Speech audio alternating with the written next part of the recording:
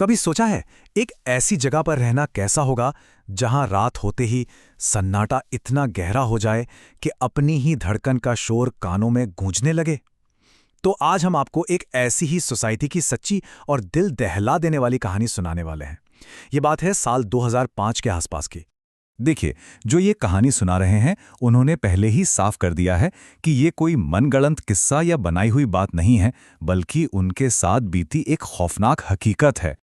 तो चलिए जरा उस जगह के माहौल को महसूस करते हैं। आप सोचिए, घने जंगल के ठीक बगल में बनी एक बिल्कुल नई 3 मंजिला बिल्डिंग। जगह इतनी सुनसान और अजीब थी कि शाम के 8 बजते ही लोग अपने अपने घरों में बंद हो जाते थे। बाहर निकलने की हिम्मत कोई नहीं करता था। उसी सोसाइटी में एक रात सब लोग एक डिनर पार्टी के लिए नीचे जमा हुए। और कमाल की बात देखिए, वो सब आपस में यही बातें कर रहे थे कि ये जगह कितनी अजीब और डरावनी लगती है। उन्हें क्या पता था कि उसी रात उनका सामना असली खौफ से होने वाला था। लोग अभी बातों में ही डूबे हुए थे कि अचानक फट, वो जो रोशनी का इकलौता जरिया था ना, वो हेलोजन लैंप, वो बंद हो गया और एक ही पल में हर तरफ सिर्फ घना घुप अंधेरा छा गया।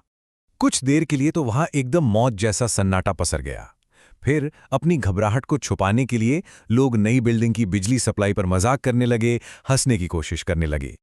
लेकिन उनकी वो घबराहट भरी हंसी ज्यादा देर टिक नहीं पाई। उस हंसी को चीरती हुई एक औरत की दिल दहला देने वाली चीख उस रात के सन्नाटे में गूंज उठी। अंधेरे में से एक औरत, जिनका नाम सुनीता था, भागती हुई बाहर आई। उनका पूरा शरीर बुरी तरह कांप रहा था और वो बस पागलों की तरह चीखे जा रही थीं। लोगों ने जैसे तैसे उन्हें पकड़ा, शांत कराया, तो उन्होंने जो बताया उसे सुनकर वहां मौजूद हर किसी के होश उड़ गए। उन्होंने कुछ ऐसा बताया जिस पर यकीन करना नामुमकिन था।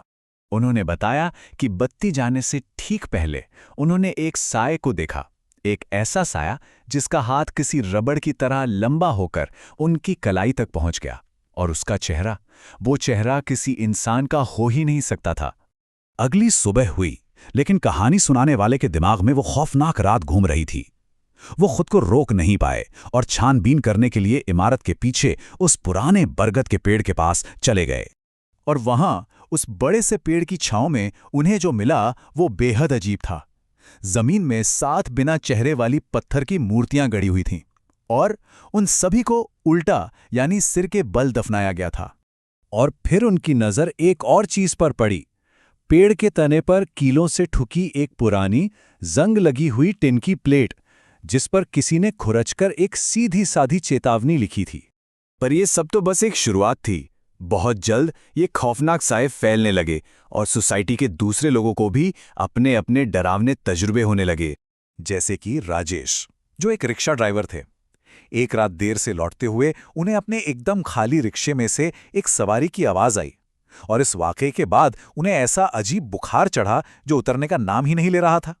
कहानी सुनाने वाले का खुद का सामना इस डर से तब हुआ जब उन्होंने अपनी पत्नी को एक बहुत ही अजीब हालत में देखा। वो आधी रात को खिड़की पर खड़ी थीं, उनकी आंखें पूरी तरह से पीछे की ओर पलटी हुई थीं, जैसे उनके अंदर कोई और मौजूद हो। जब उन्होंने अपनी पत्नी से बात करने की कोशिश की तो एक बिल्कुल अनजान और रौबदार आवाज में उन्हें जवाब मिला। लेकिन कुछ ही देर बाद जब उन्होंने देखा तो वो बिस्तर पर आराम से सो रही थीं, और उन्हें उस बारे में कुछ भी याद नहीं था।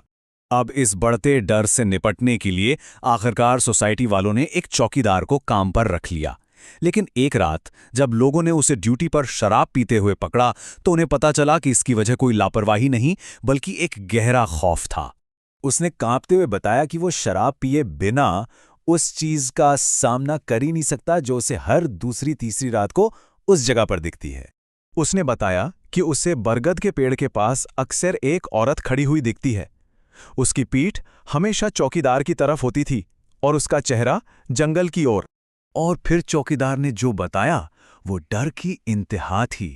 उसने कहा, साहब, वो अपना शरीर हिलाए बिना अपनी गर्दन पूरी 180 डिग्री घुमाकर सीधा मेरी आंखों में देखती है। बस अब पानी सिर से ऊपर जा चुका था। इस आखिरी दिल दहला देने वाली घटना के बाद सोसाइटी के सारे लोग इकट्ठा हुए और सीधे बिल्डर के पास पहुंच गए। उन्हें अब जवाब चाहिए थे। वो जानना चाहते थे कि आखिर इस जमीन का राज क्या है।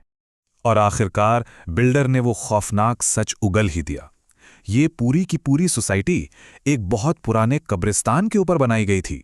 ये सच जानते ही कहानी सुनाने वाले और उनकी पत्नी ने एक पल भी नहीं गंवाया। उन्होंने फौरन वो जगह हमेशा हमेशा के लिए छोड़ दी और फिर कभी पलटकर वहां वापस नहीं गए। लेकिन ये कहानी अपने पीछे एक सवाल छोड़ जाती है कि जिन लोगों ने इतना गहरा खौफ महसूस किया हो, क्या उनके लिए सिर्फ उस जगह को छोड़ देना ही काफी होता है, या फिर वो साए हमेशा के लिए उनका पीछा करते रहते हैं।